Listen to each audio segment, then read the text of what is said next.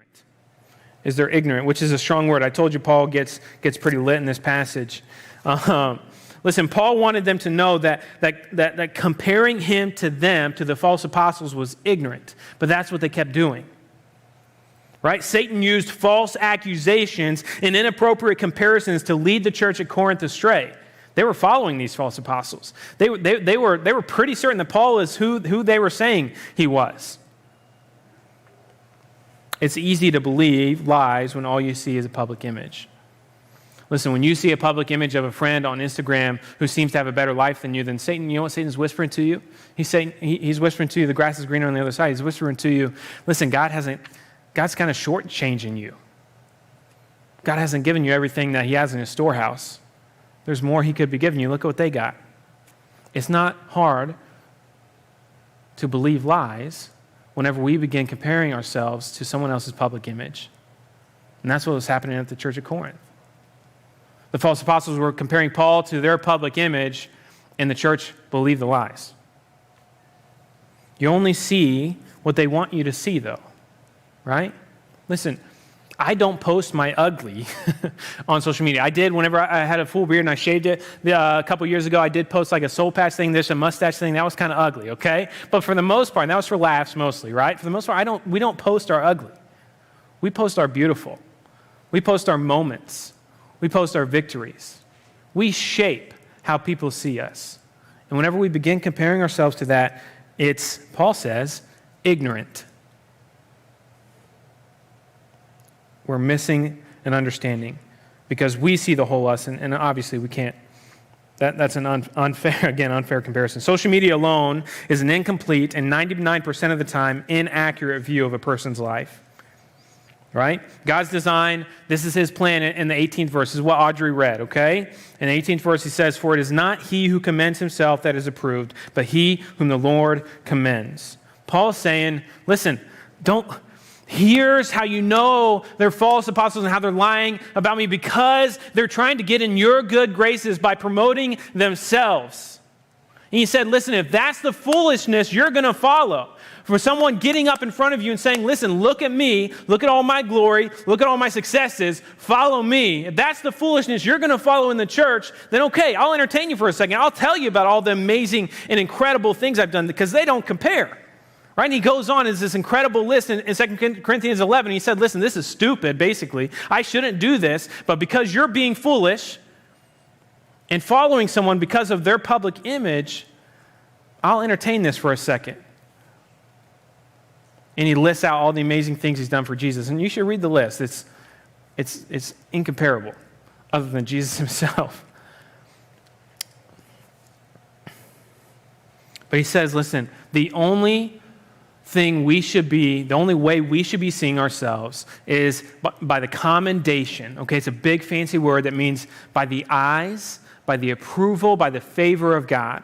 And what's God say in Ephesians 2:10? He says, you are his workmanship. You are crafted. You are crafted beautifully by God. So much so and so uniquely that he's prepared specific works that only you can do. But if you spend your life comparing yourself to someone else's public image or someone else, period, and not seeing yourself through God's eyes, then you might not ever step into those works he's prepared for only you to do, because you'll just spend your life trying to be someone else. Seems like a tall order, I know.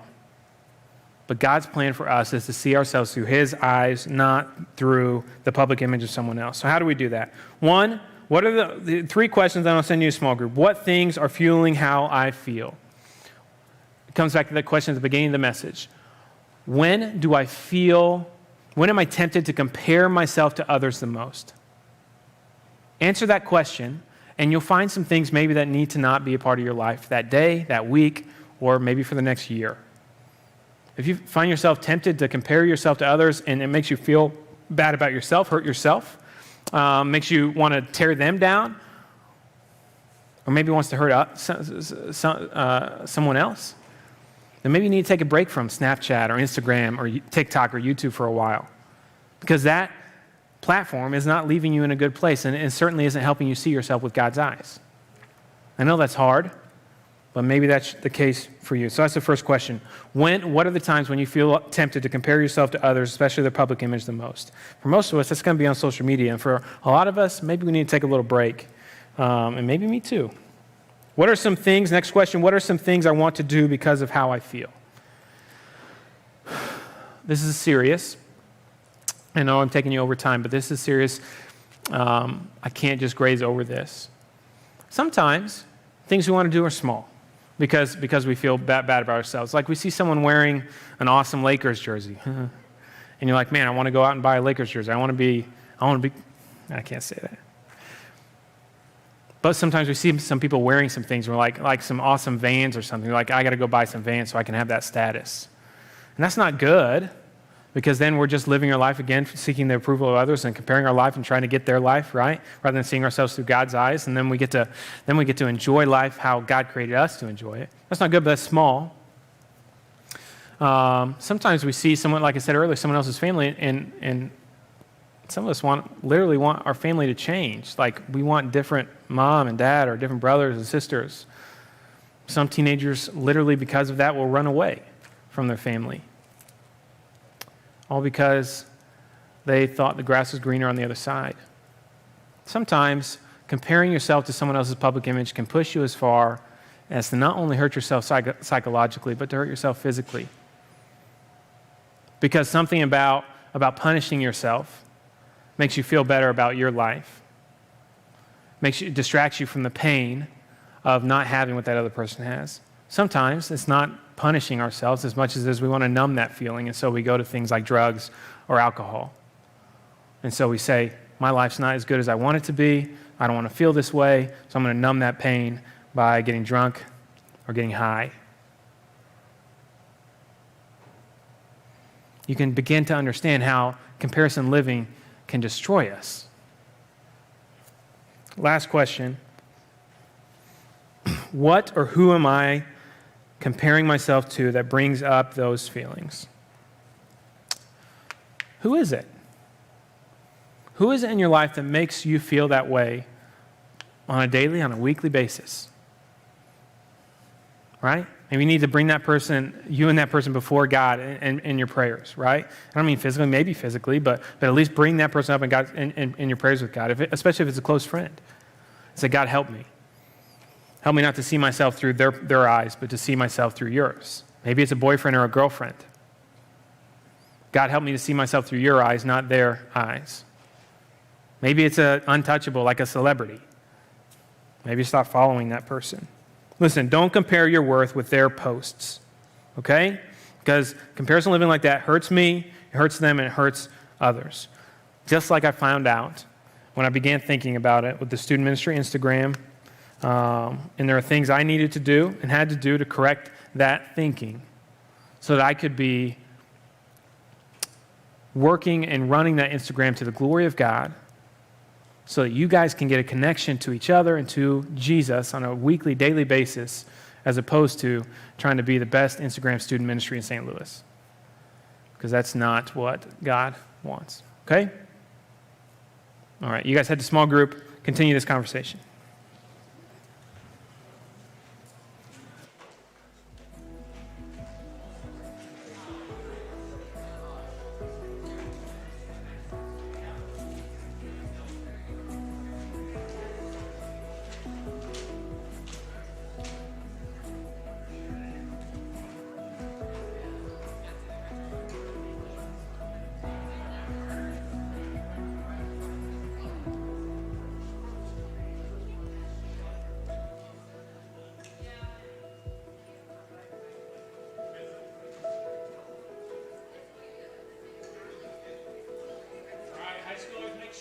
The south doors, high schoolers, not the north, head out the south. Head out the south doors, high schoolers, and middle schoolers will be coming in the north. Are you sitting in with any of their small groups, or what do you want?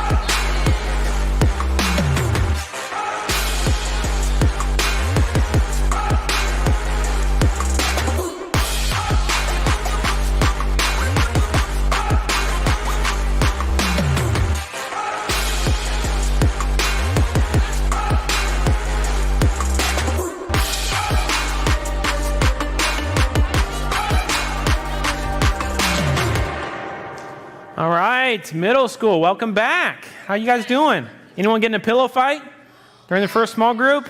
My guy's always getting in a pillow fight with those 7th and 8th grade guys. Okay. Hey, we are starting a new series, and I'm going to explain why I have a yardstick in my hand. And no, it's not to throw at or hit somebody with it, okay? So you can breathe. You can relax, okay, about that. But we are starting a brand new series tonight called This or That. This or That. Some of you guys like the game, This or That. Anyone here ever played the game This or That? Okay, great. You guys know what you're doing. In a minute, we're going to play that game, my version of that game. And but in the meantime, in the world, have you ever noticed? Anyone ever been to a country in Europe? Really, any other country other than America? Okay, have you noticed that they measure things differently?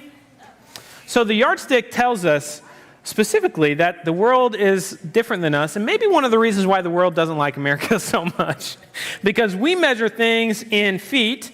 In inches, where the rest of the world measures things in centimeters, millimeters, and meters. And we do yards, right? So we got America on one side, the rest of the world on the other. And whenever we begin measuring things in a different country, we begin to realize that different parts of the world measure things differently. Right? This is also really good for knocking trash off the stage. But, we measure things differently, right? And interestingly enough, in track, we go by meters, but maybe that's because it's a global sport, right? But in football, you notice we go by yards because it's an American sport, right? But we measure things a little bit differently according to where you end up. Let me get on the right page here. Let's get on the same page. Whenever you begin comparing how we measure to how the rest of the world measures, you begin to realize it's just different, right?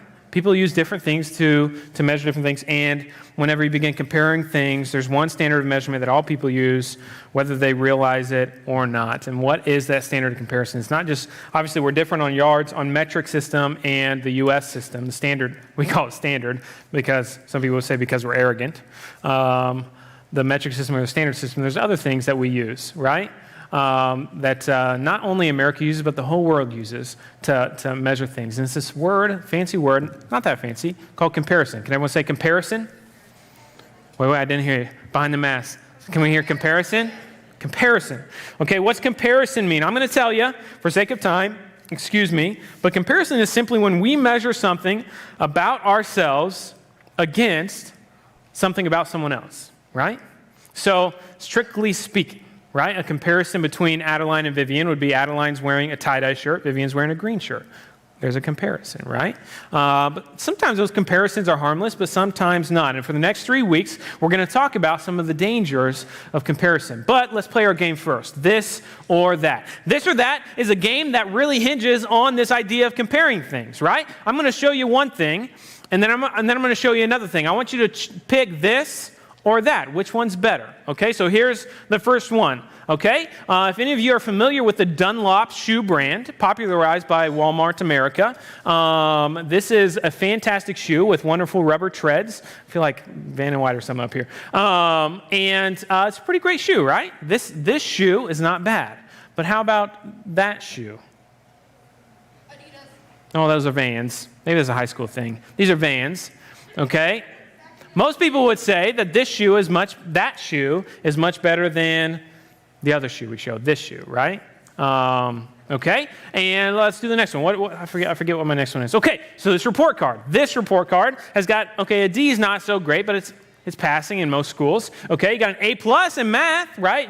You got a D in English, A+ in math. You're doing all right, okay. B- in science, a C in history. Don't like history so much. So this report card, some of us would take this report card. It's not so bad. I know some of you would never in a million years take that report card, but some of us would, right? So not so bad. How about that report card? Right? That's the report card you would want, right? You compare those two report cards. It's not easy or it's not hard to pick which report card you want, right? The one with all A+, right? One more. How about this guy? Anyone know this guy? This guy's name? Anyone? Eckstein. Anyone know his first name? David Eckstein. Was that all adults saying that? So middle schoolers, this is David Eckstein. He used to play for the St. Louis Cardinals, okay? He's a shortstop? He's a shortstop. He was pretty good. Of the league or of the World Series. So pretty good. Pretty good. So this guy, most of us would take this guy on the Cardinals team. Again, in that era, he was pretty good, right?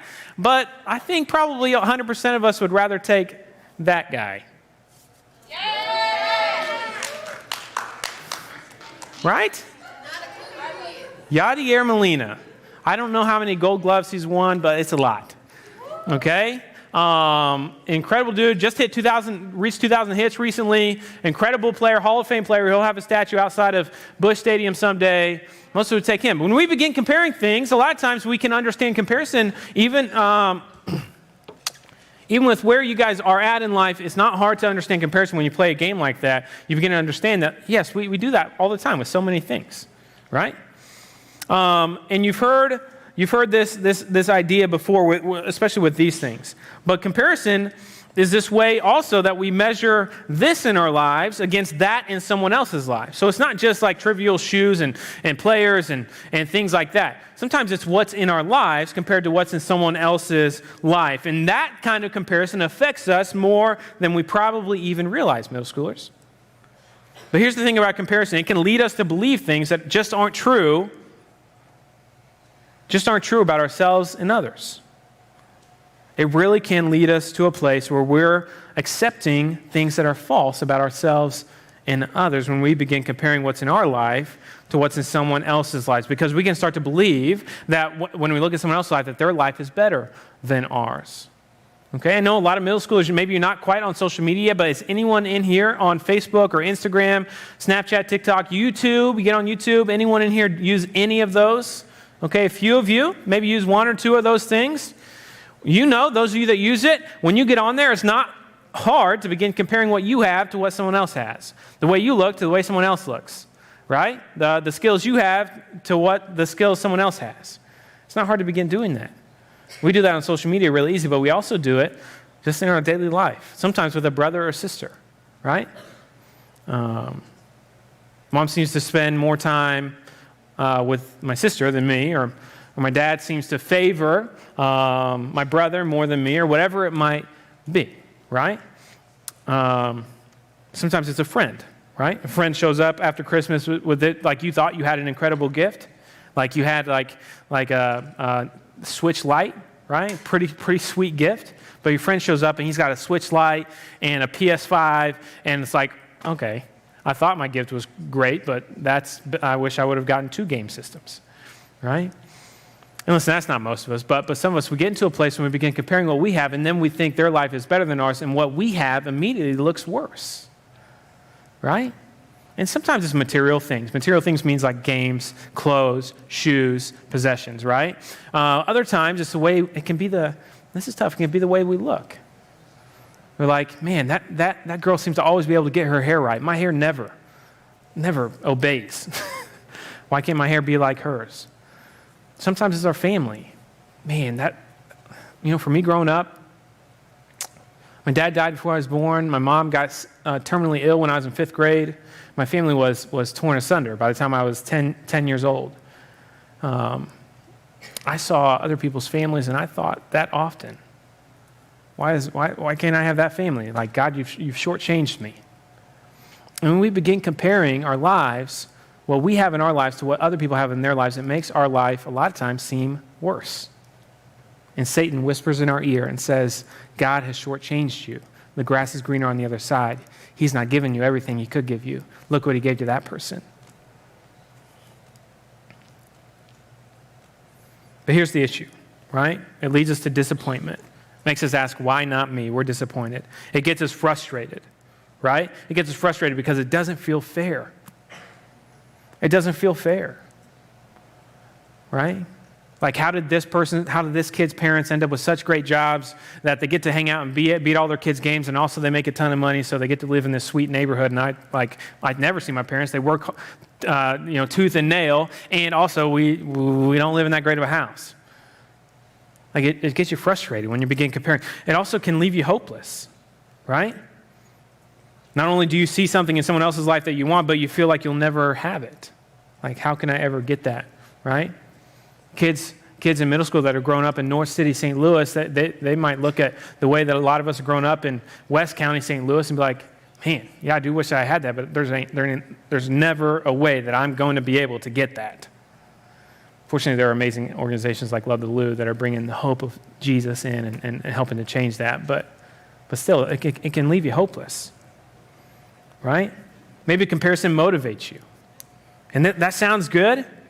That sounds good, but listen, if instead of giving up, you decide to try harder, push faster, do whatever you have to do to get where they are, and while motivation and hard work aren't bad things, they can be unhealthy when comparison is the reason behind them, right?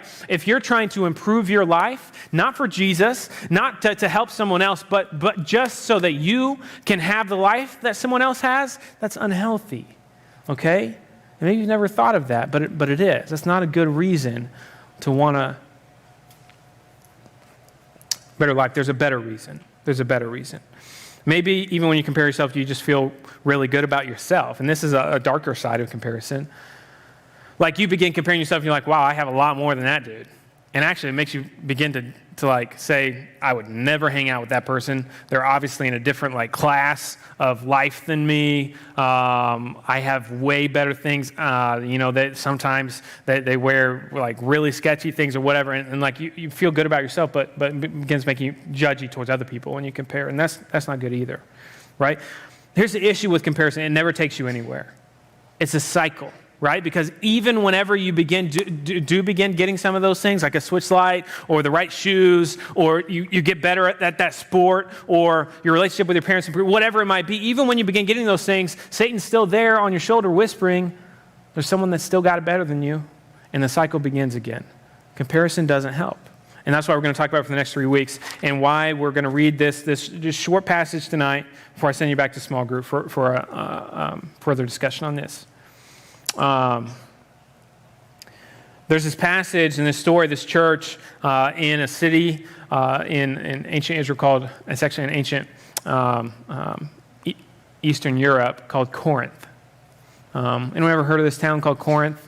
There was a church there that Paul planted, that Paul started. The Apostle Paul is this incredible dude in the Bible, wrote two-thirds of the New Testament, so many books. The guy, if you remember the story from Sunday schools, the guy that's on the road to Damascus, Jesus knocked him on his butt, blinded, right? Jesus said, you're going to be my missionary, you're going to take my gospel. This guy, right? This huge guy in the church, right? This huge figure, the Apostle Paul, okay? Now, he started this church in Corinth, and he was a guy that was like, I want to go start other churches. So eventually he left that church to go start other churches, but he continued to carry a burden for them, and he continued to care for them, all right? And he heard, like, this church had a ton of issues. This was not a healthy church, okay? They did some really nasty things over time. And he wrote them letters and told them, hey, you got to do better. Here's some things to know, to understand. Here's how you can follow Jesus better, right? But here's what ended up happening in that church. There were some guys that stood up, and they began telling the congregation a few things, the people in the church of Corinth. They began telling them, okay, that like picture me, okay, you're a youth pastor here, okay? Now listen, as a youth pastor, I want you guys to listen to me, okay? I want you guys to even be able to follow me, right? Follow me, I mean like do as I do, all right? But if I were to stand in front of you students, okay, listen close, if I were to stand in front of you and try to get you to follow me and listen to me by saying, like, listen, do you know like how many sermons I've preached? Do you want to know the number of students I've baptized? Do you want to know like the size of churches that I've served at? Do you even know like the grades that I got in Bible college? Do you know the awards I've gotten for my preaching? Would you guys want to follow me? No. But that's what these false apostles were doing. These false apostles in the church of Corinth, they would stand up and they're trying to get these people to stop following Paul and follow them. And they would just begin spouting their wonderful accomplishments. People don't want to follow that. But listen, that wasn't all they did.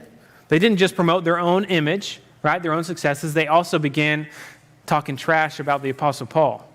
Oh, man. And you're thinking, oh, man, if I know anything about Paul, he'd probably show up and like busted him up. No, he didn't do that. He did write a pretty intense letter. He gets a little sarcastic. If you're wondering if sarcasm's in the Bible, Nathan, it is. There is sarcasm in the Bible. 2 Corinthians chapter 10 and 11, you'll find it. Maybe some of the most intense sarcasm you'll find in the Bible. Because Paul is bewildered that, one, people would follow these jokers. but two, that they would believe these lies about him. You know what they began saying? They began saying, listen, churches all over Asia Minor, they would take up collections like offering like we do on Sunday, and they would send it to Jerusalem to help the poor, those who didn't have homes, that needed food, okay? And these false apostles said, you know that offering that Paul sends, he has a friend named Titus. He sends Titus to Corinth to get this offering and take it to Jerusalem. You know what happens to that offering? It never makes it to Jerusalem. You know what Paul does with it? He puts it in his pocket. He pockets that money. This is what they're telling the people at Corinth. And they believe them. They believe them about the Apostle Paul, this incredible servant of the Lord. Why did they believe him? Because they allowed Satan to begin whispering in their ear that, okay, one, these guys seem legitimate. Compared to Paul, these guys have some incredible successes. Paul never seems to brag about this stuff. All I've heard is rumors about things that he's done. Maybe he's not even done those things. These guys seem legit. So they begin comparing. And they say, wow, okay. And now they're saying, now I've only heard rumors about good things with Paul. And now they're saying, from the pulpit, they're saying he's a liar and a stealer. So a thief, so stealer. Maybe I believe that too.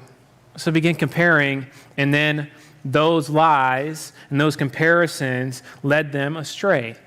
Led them to following a false gospel, okay? Lies about Jesus and lies about the Apostle Paul.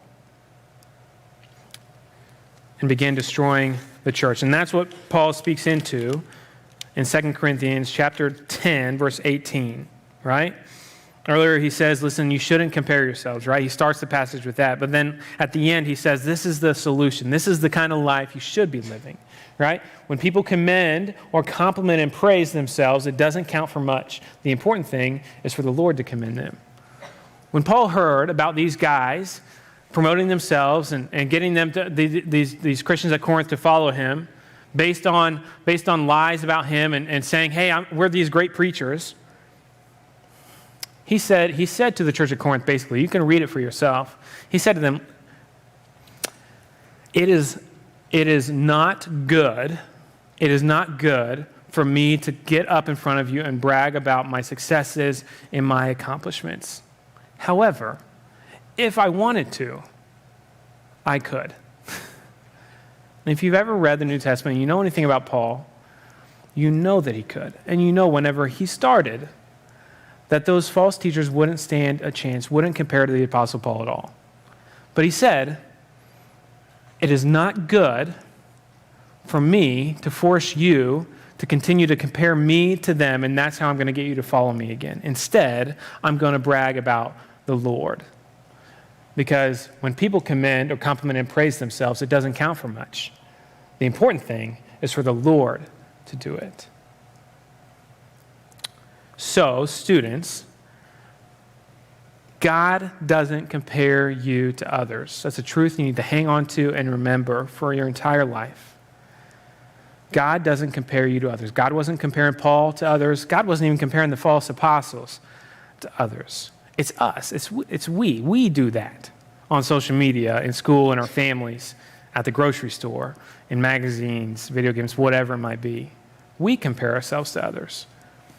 And it leads us to a place of disappointment, frustration, hopelessness, and an endless cycle, even when we begin getting things we thought we wanted, because we got them so that we could have the life that someone else has. God has a life for you to live. And if you spend your life just trying to get someone else's life, you're going to miss out on what God has for you. Ephesians 2:10 says that you were created, were crafted, and are God's workmanship. You are. Every hair on your head, he knows. Every thought that goes through your mind, he knows. And everything that you're ever going to be and do in life, he knows. But he has a plan for you, and he wants you to follow that plan and live the life that he has for you, because it's the best life. I promise. And he promises. Doesn't mean it's going to be easy, but it is the best one. But you'll miss out on it if you spend your life trying to get someone else's life. Do you understand? Are you following me? That's the issue. That's why we're starting this conversation. So, how do you begin living out this solution of, hey, don't live your life based upon how you are compared to others, but live your life based on how God sees you, on how God views you. And he views you as his workmanship. And he's created works for you, a life for you that's just for you. Okay, there's 3 things, and I'll send you back to small group. 1, pay attention to your feelings, okay? Pay attention to your feelings. Whenever I was younger and I would get to where I was feeling like, man, my best friend had his dad show up. He was sitting on the front of the front bleacher and was just shouting at him the whole game, and I would get really jealous and kind of sad. And then my friend would come and complain about his dad yelling at him from the bleacher to hustle up, and I'm like, I don't want to hear that. I needed to have someone tell me, or I just needed to realize I need to pay attention to those feelings. Because if I pay attention to those feelings, then I'll know when are the moments that I'm feeling that way the most, right? When are the moments that I'm feeling like my life compared to someone else's is disappointing, is frustrating, it makes me angry or anxious? Because those feelings might be clues that I'm heading down a wrong path, right? Because if I grew up and I said, I'm going to be the best dad I can be to my sons or my daughter, just so that I can be the dad that I saw when I was younger, maybe there'll be some good that comes out of that. But it won't be the best. What would be best is if I say, hey, I want to grow up and I want to be a dad to my kids like my Father in heaven is to me, that I see in the Bible, and the way he's loved me and the things he's given me, because he hasn't shortchanged me. Even with the life I've had, which hasn't been easy, he didn't shortchange me, not one bit. As a matter of fact, he gave me his only son. He couldn't have given me any more. Find out what's fueling that feeling, right? What are you looking at, thinking about, or doing when those feelings start? What's fueling those negative feelings of comparison? Is it a TV show? Is it Snapchat, TikTok, YouTube, Instagram? Is it video games? Is it a particular friend? What's fueling those feelings? And then maybe, and this would take some discipline, which is a strong word, I know, but maybe that thing needs to leave your life for a time because it's not helping. It's not helping you see you through God's eyes. So if it's Instagram, if it's social media, say, Mom and Dad, I need to say small group leader, I need to take a break from that. Can you pray with me and help me to do that? If it's video games, because there's other people that are like bomb at video games, but you seem to not be so good, maybe you need to take a break from that. I know it might be hard, but if you want to begin seeing yourself the way God sees you, sometimes it means taking those things out of your life, whether for a season or permanently. Okay? And then lastly, celebrate what you do have, right? That's what I was saying. God's given you so much. More than anything, he's given you Jesus Christ, his only begotten Son. And if you believe in him, he'll give you eternal life too. That's an incredible gift. Incomparable, okay? But also celebrate what you do have. You got a mom and dad, you got a mom, or you got a dad, man, you've got a lot. You got a brother or a sister, wow, that's pretty incredible. You got clothes on your back, wow, that's awesome. Okay, you get to go to a school or you get to be homeschooled even, like, wow, that's pretty incredible. Start celebrating what you do have, and you'll begin seeing yourself the way that God sees you, seeing your things, your life, the way that God sees you, because God doesn't compare you to others. He's given you a life for a reason. He's created you on purpose for a purpose. Nothing about your life's an accident. And when we begin comparing ourselves to others, we begin thinking that, God, you made a mistake, but he didn't. Okay? So you guys head back to small group and spend some time talking about this a little bit more for the next 14 minutes or so.